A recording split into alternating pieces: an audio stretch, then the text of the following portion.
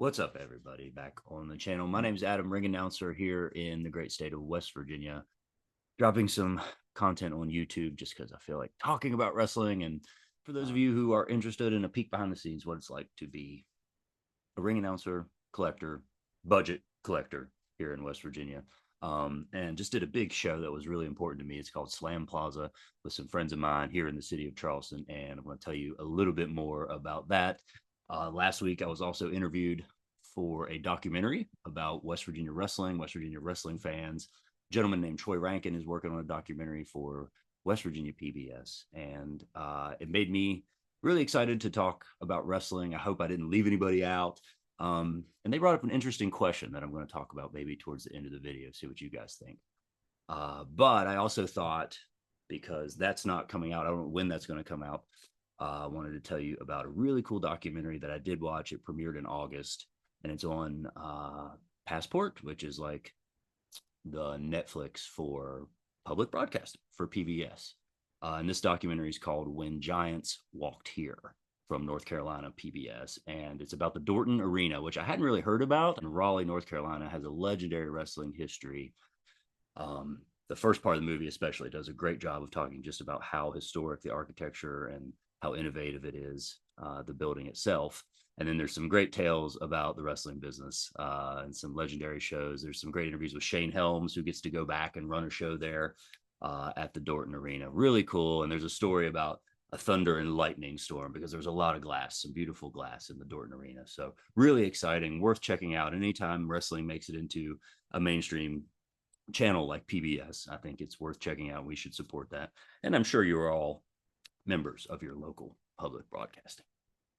I'll talk about Slam Plaza here in a minute, but coming up on the schedule, the next ring announcing show for me is going to be a show at a barbecue restaurant in Logan, West Virginia, which, I mean, come on, who doesn't want to see or hear a little bit more about that? It's just wonderful because we're doing it in honor of a gentleman who had a restaurant there called Little's Cafe. He passed away tragically. It's a fundraiser for his family, I believe, and they're going to try to keep the business going. So that's when wrestling steps into the community to help out those in need. And that's what we're going to do in September for ASW. And then the next ASW show is our big Halloween Mayhem show. Always a good time. Lots of great costumes. One of my favorite shows of the year, the Halloween Mayhem show for ASW. And then also ACW, Appalachian Championship Wrestling, is doing the Barnyard Beatdown at the Winfield Riding Club in Winfield, West Virginia. So again, inside of a horse barn. It's so fun. I got to work it for the first time last year, and I can't wait for this year. Shout out to Nikki Walters, who runs the West Virginia Horse Network, and they partner with Appalachian Championship Wrestling to put that show on. So the Barnyard Beatdown will be later in October. When I was talking about the documentary, they asked me what a desert island match might be for me.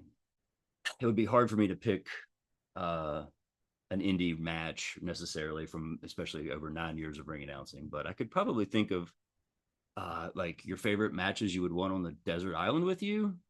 I don't know if I could do just one, but I've always said Mr. Perfect and Bret Hart, SummerSlam 91 is my favorite match. So, I mean, that would probably be the first thing I would pick, but I've always said Mania 8 was my comfort Mania.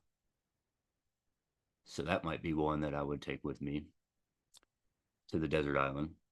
Or maybe we could just pick pay-per-views, maybe 3 pay-per-views that you could take on the desert island. I'm not prepared to answer. I don't know if I am or not. Maybe you could drop it in there or do your gut reactions. Maybe I should do mine too, because I'm thinking SummerSlam 91, WrestleMania 8. Who knows? I might have to figure out that third one if we were going to get to do 3 pay-per-views on our desert island. Speaking of pay-per-views, got to go over to Big Lots, which is like a retail discount store. They're pretty prevalent in this area. They might be where you are too. The last of the physical media is showing up at Big Lots apparently, and there was a whole row of them.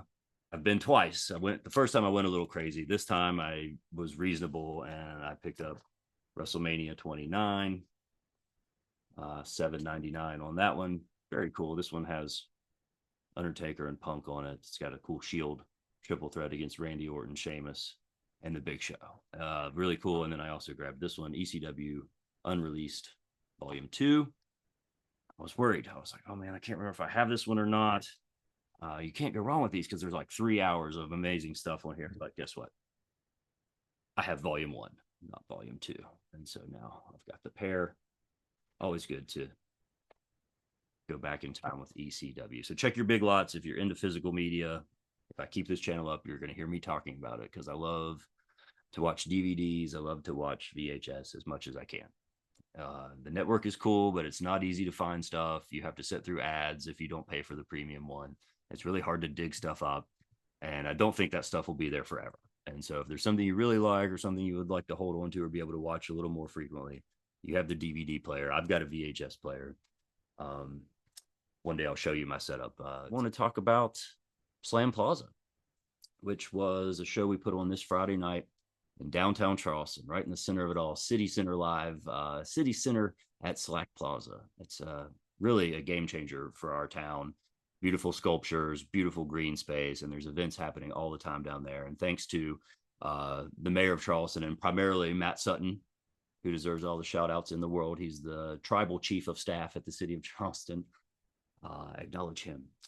He has really built a great relationship with the mayor and with professional wrestling in the town. And so this was the third Slam Plaza that I helped co-produce, largely with a wrestler named Bishop Baylor and our friend Tim Brady at the CVB here, the Convention and Visitors Bureau in Charleston. We met all year round, and this is the third Slack Plaza, but I think it's the first we've done under the banner of Regatta Pro Wrestling. So we started our own faction, but it's actually a combination of 4 local promotions, including 2 I've already mentioned: ASW All-Star Wrestling, Appalachian Championship Wrestling, Pro Wrestling Conquest, who run more in town in Charleston, like Canal City area, and then also Power Slam Academy, Power Slam Pro Wrestling, which is run by Chance Prophet and Casey King. They train young up-and-coming wrestlers. And so the 4 promotions, we all work together, believe it or not. And man, we had an awesome show on Friday. We had AJ Kazana from the NWA. We had Dalton McKenzie from OVW, current tag champ. We had Myron Reed, former Impact star and a founder of the Rascals. Huge star, was there and had an amazing match with Troy Parker, who is a guy you need to look for some Troy Parker matches. He's already traveling the whole region. And we're all going to hear more things about Troy Parker in the upcoming years. And of course, the champ, Bishop Baylor.